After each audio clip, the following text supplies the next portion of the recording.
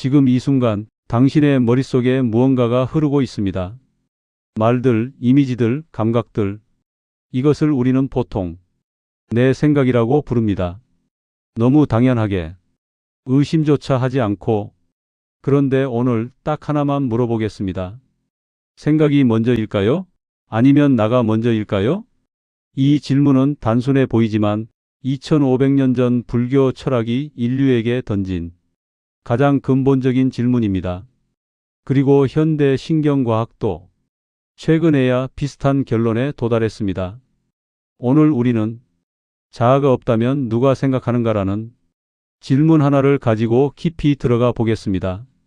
서양 철학의 아버지라 불리는 데카르트는 이런 말을 남겼습니다. 나는 생각한다. 고로 나는 존재한다. 이것은 굉장히 강력한 문장입니다. 모든 것을 의심해도 지금 의심하고 있는 나만큼은 의심할 수 없다는 논리죠. 수백 년 동안 서양 철학은 이 전제 위에 세워졌습니다. 생각하는 자아, 즉 나는 가장 확실한 출발점이었습니다. 그런데 여기서 한 가지 실험을 해보겠습니다. 지금 다음 생각이 무엇일지 예측해 보세요. 어떤가요? 예측하셨나요? 대부분의 경우 생각은 우리가 의도하기 전에 이미 일어납니다. 우리는 생각을 만드는 것이 아니라 이미 일어난 생각을 발견합니다. 마치 라디오가 음악을 만드는 게 아니라 이미 흐르는 음악을 수신하듯이. 그렇다면 데카르트의 문장을 다시 읽어봅니다. 나는 생각한다. 정말 나가 생각하는 걸까요? 아니면 생각이 일어나고 그 생각 속에 나라는 감각이 포함되는 걸까요? 이 질문이 불교 철학의 출발점입니다. 철학에서 자아를 설명하는 방식은 크게 두 가지입니다. 첫 번째는 실체론적 자아관입니다. 변하지 않는 고정된 나가 있고 생각과 감정은 그 나의 활동이라는 관점입니다. 데카르트의 관점이 대표적이고 우리 대부분이 일상적으로 갖고 있는 관점이기도 합니다. 두 번째는 과정론적 자아관입니다. 고정된 나는 없고 나라는 감각 자체가 끊임없이 변하는 경험들의 흐름 속에서 임시로 만들어진다는 관점입니다. 불교 철학이 대표적이며 흥미롭게도 현대 심리학과 신경과학도 점점 이 방향으로 기울고 있습니다. 스코틀랜드 철학자 데이비드 휴문 자신의 내면을 들여다보면서 이렇게 말했습니다. 나는 자아를 찾으려 했지만 항상 어떤 지각만 발견했을 뿐 자아 자체는 발견하지 못했다. 이것은 매우 중요한 관찰입니다. 우리가 나를 찾으려 할 때 손에 잡히는 것은 언제나 구체적인 생각이거나 감각이거나 감정이지 그 모든 것을 경험하는 순수한 나는 발견되지 않는다는 것입니다. 그렇다면 자아는 환상일까요? 완전한 착각일까요? 불교는 조금 더 정교하게 대답합니다. 불교 철학에는 오온이라는 개념이 있습니다. 5가지 무더기 혹은 5가지 흐름이라는 뜻입니다. 색, 몸과 물질적 감각, 수, 느낌, 쾌, 불쾌, 중립, 상, 지각과 인식, 행, 의지와 충동, 식, 의식, 알아차림. 불교는 말합니다. 우리가 나라고 부르는 것은 사실 이 5가지 흐름이 잠깐 모여 만들어지는 패턴일 뿐이라고. 강물 위에 소용돌이가 생겼다고 상상해 보세요. 그 소용돌이는 분명히 보입니다. 하지만 그 소용돌이를 구성하는 물을 퍼낸다고 해도 소용돌이 자체를 꺼낼 수는 없습니다. 소용돌이는 물의 운동 패턴이지 별도의 실체가 아니기 때문입니다.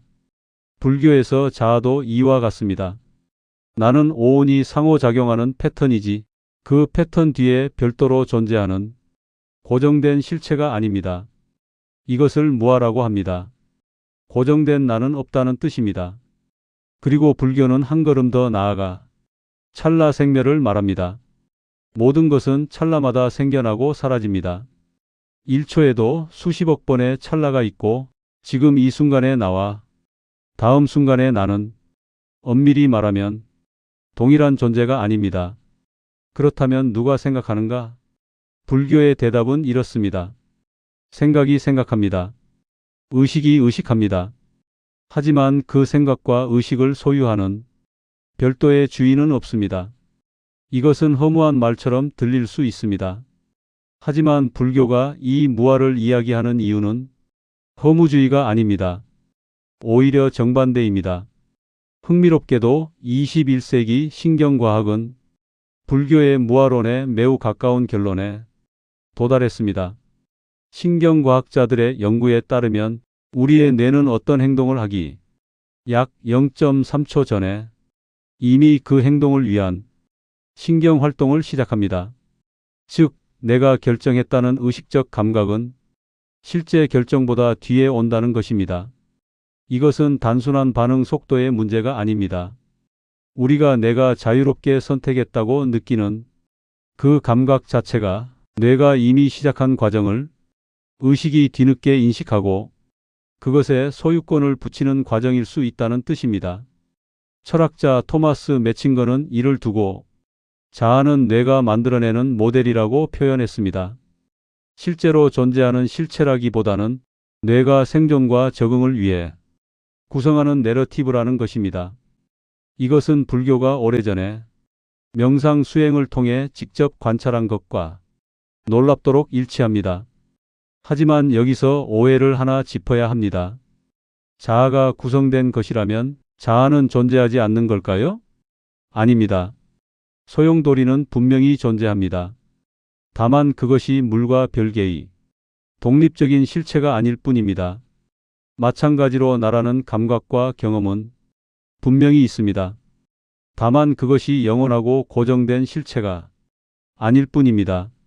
다시 처음으로 돌아갑니다. 자아가 없다면 누가 생각할까요?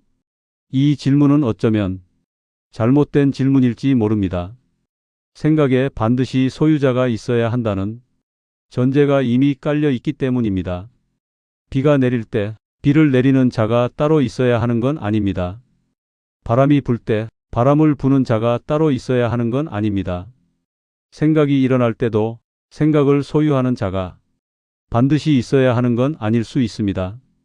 불교는 이 깨달음을 해방이라고 말합니다. 고정된 나를 방어하고 증명하고 유지해야 한다는 무거운 짐을 내려놓는 것, 그것이 무아가 가리키는 자유입니다.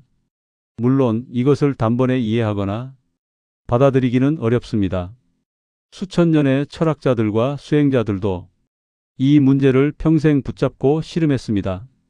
하지만 오늘 딱 하나만 가지고 돌아가시면 됩니다.